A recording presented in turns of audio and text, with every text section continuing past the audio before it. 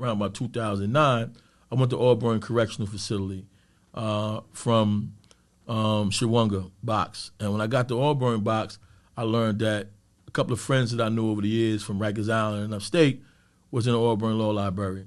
And there was a guy by the name of Fat Danny Rincon, who worked the law library at that time with Nelson Cruz and others.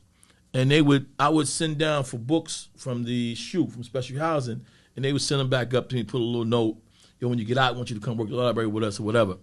So when I got out the box, I went down to population, and Fat Danny got me a job in the law library. And they had something called an actual innocence team then.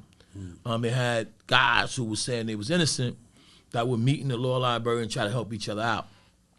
So when I got out of the box, I began working there with them, and I began sharing knowledge that I had attained over the years about wrongful convictions, about innocence, and about how to get around what was called procedural bars in the post-conviction realm. So let me explain what that means a little bit.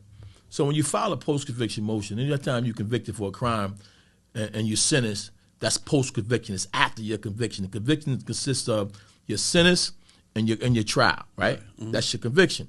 So you got to file post-conviction motions. In the motion, there was things that said, if you could have filed this motion earlier, we're going to deny it. If you didn't do this, if you didn't do that, we're going to deny it. So there's a lot of procedures to kick you out of the courtroom. So they was denying our motions on procedures. They was never reaching to the merits of our claim.